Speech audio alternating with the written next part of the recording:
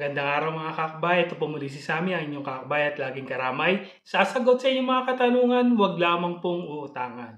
Mga kakbay, alam kong marami sa inyo ang naghahanap ng libreng training mula sa TESDA.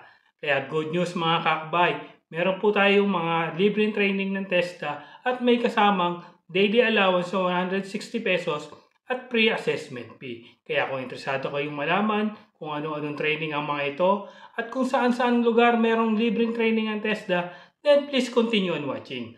At kung bago naman po kayo sa aming channel, ay huwag pong kalimutan mag-subscribe at hit ang notification bell para lagi po kayo updated once we upload a video like this. At pakishare na rin po sa inyong mga kaibigan, kamag-anak at kapamilya na naghahanap o nagnanais makapag-aral ng libre sa TESDA.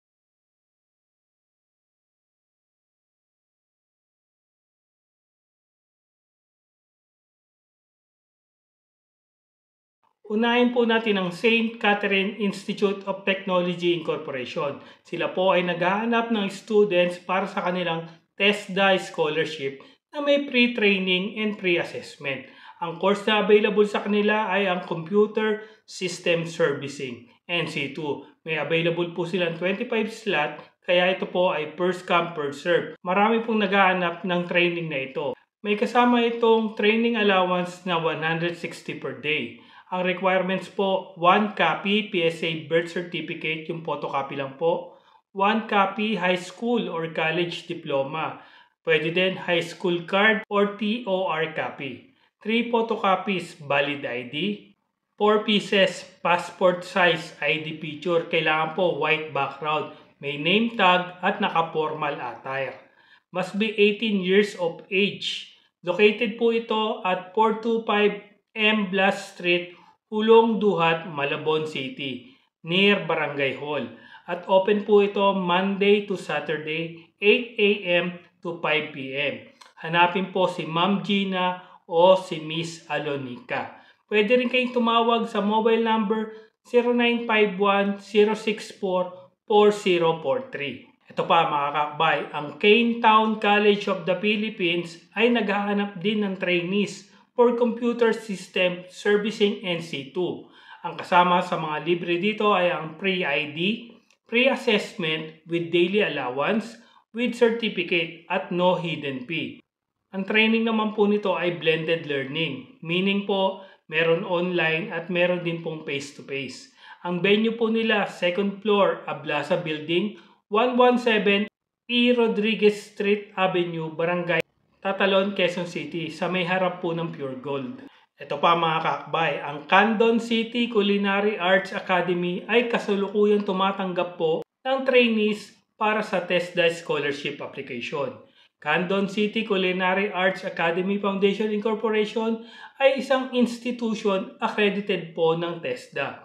Nag-o-offer ng technical and vocational education and training courses. Kasama po dyan ang Cookery NC2. Meron po itong 316 hours under the Technical Education and Skill Development Authority o TESDA and the Commission on Higher Education o yung CHED. Meron pong available na 25 slots. Ito po ay pre-training din, may pre-assessment at may allowance din pong 160 per day. Ang requirements po at least 18 years of age, at least high school graduate, copy of NSO birth certificate, at syempre po yung good moral character.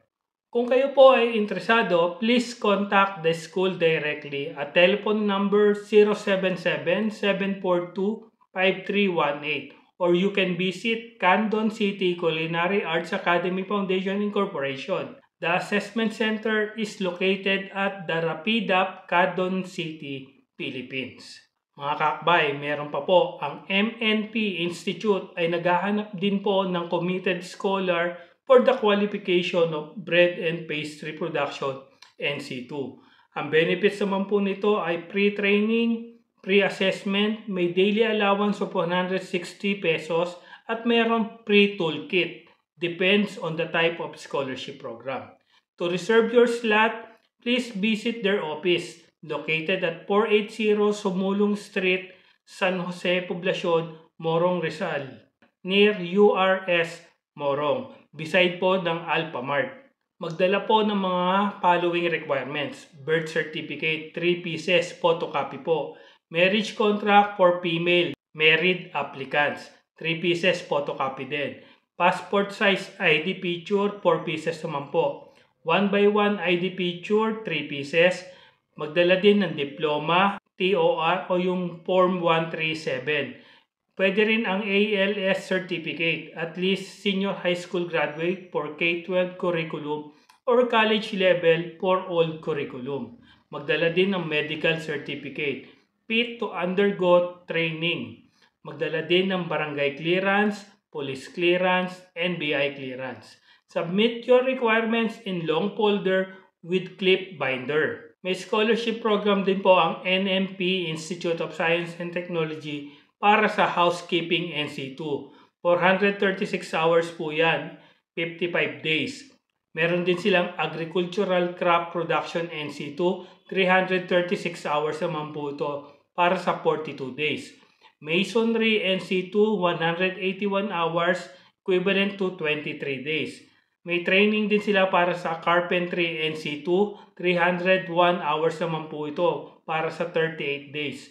To reserve your slot, please visit their office located po at 480 Sumulong Site, San Jose, Poblacion, Morong, Rizal. Near po ng URS Morong.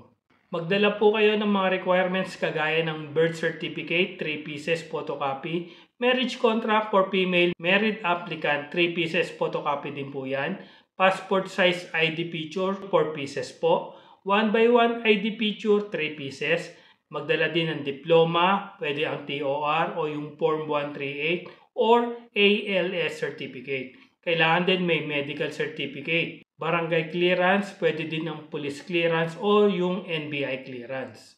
So ayan mga kakabayan, libreng training mula sa TESDA. Kapag meron pa kaming nabalita ang available slot sa ibang lugar, ay amin din itong ibibidyo para sa mga interesado. Thank you for watching, keep safe, and we'll see you in our next video. Bye!